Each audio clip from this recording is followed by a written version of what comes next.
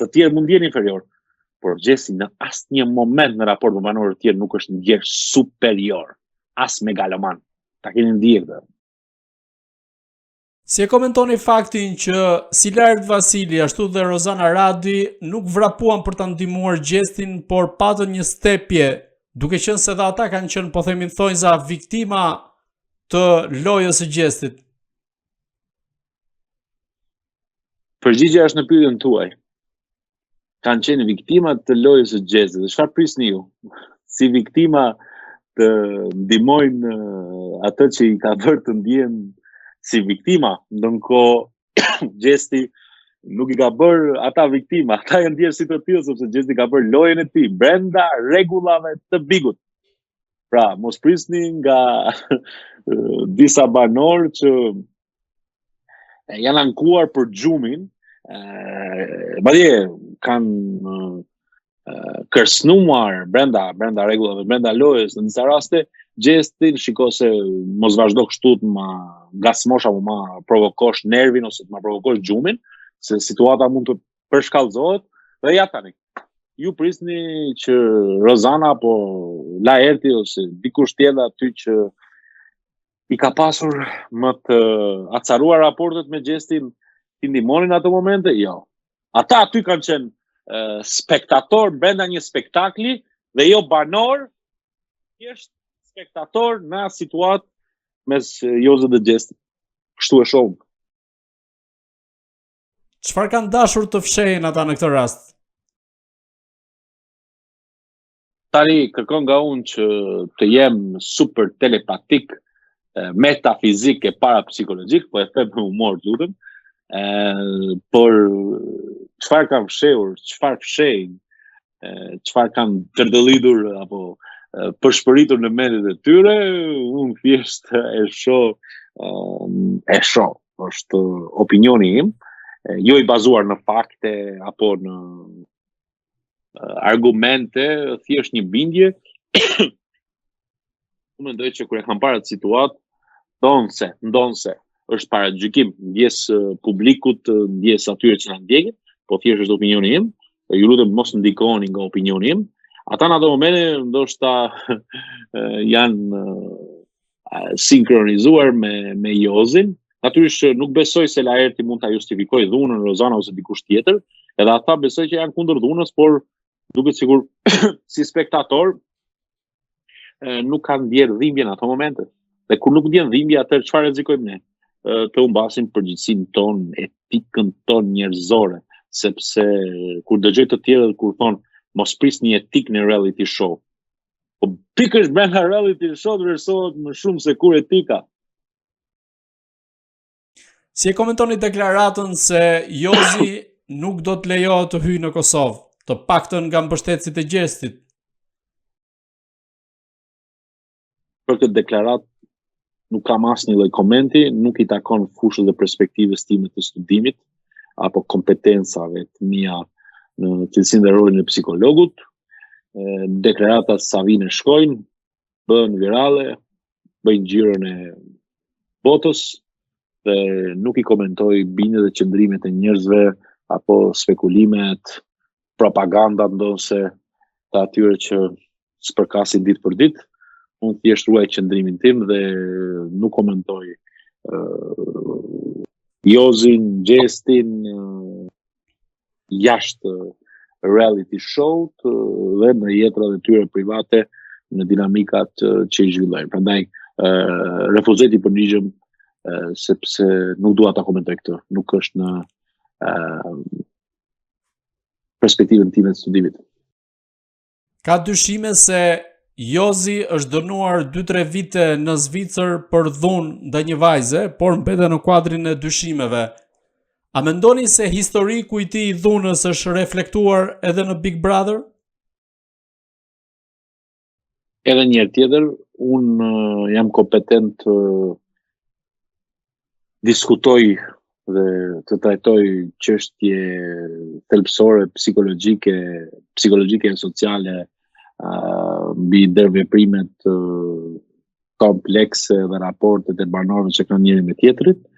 Ajo se çfarë ai ka bërë jashtë ose kur ka qenë jashtë, ku ka jetuar një jetë në një vend tjetër, mbetet pjesë e historikut të tij, pjesë e jetës së tij private.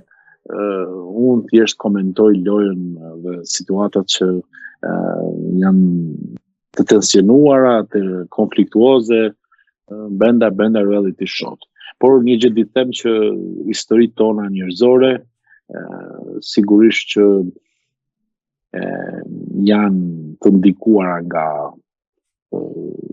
periudha dhe fazat rëndësishme të fëmijërisë, nga psikoedukimi që marrim, nga trauma dhe tronditjet të cilat ne i kalojmë, nga problemet socio-emocionale të cilat i përjetojmë, sigurisht që këto ndërtojnë strukturën e personalitetit tonë. Prandaj me shumë qilqërsi, por edhe njëkohësisht me sinqeritet, e them hapur para jush, jo vetëm Jozit, por secilit njeri tjetër duhet ta respektojmë historinë e secilit person, sepse jeta njerëzore fillon nga mikrokozmosi, ndërton makrokozmosin, ndërton universe të pafundme mbase momentesh e ngjarjesh të cilat disa mund të mbahen mend, mund t'i kemi akoma aktive në kujtesë, disa mbesin të fshehura në subkonsciencën tonë apo në pavedijen tonë, në kujtimet tona infantile, dhe të gjitha këto e përbëjnë modelin e një personaliteti apo një njeriu me shumë përjetimesh dhe emocionesh shumë ngjyrshme. Ron, dhe një pyetje e fundit, a do duaj që të kishte hyrë, po themi, psikologu atë natë kur ndodhi ngjarja e rëndë si për Jozin, pavarësisht se Jozi më pas u arrestuar nga policia, por të paktën për Gjestin dhe për banorët e tjerë? Nuk kam informacione të sakta se operon punën ose jo një psikolog gjatë gjithë kohës në mënyrë aktive në reality show, në Big Brother, por psikologu jo vetëm aty, por edhe jashtë, edhe kudo, në çdo lagje, në çdo komunitet, në çdo institucion, është mëse i nevojshëm. Është një domosdoshmëri që nuk e shmangim dot. E dinim pse? Se gjithë jeta është psikologji. Më thoni një moment të caktuar ku nuk ka psikologji çasti e tanishmja dhe jeta jonë. Gjatë gjithë kohës mund përjetojmë ankth, luatje humori, epizode depresive, ulje dëshirash, ngritje dëshirash, probleme të cilat atakohemi ditë për ditë, dhe gjatë gjithë kohës me ne na shoqëron psikologjia. Prandaj edhe psikologu do duhet të ishte pjesë e një spektakli apo një reality show, dhe nuk jam i informuar se ka qenë aty apo do duhet të ishte në ato momente aty. Thjesht unë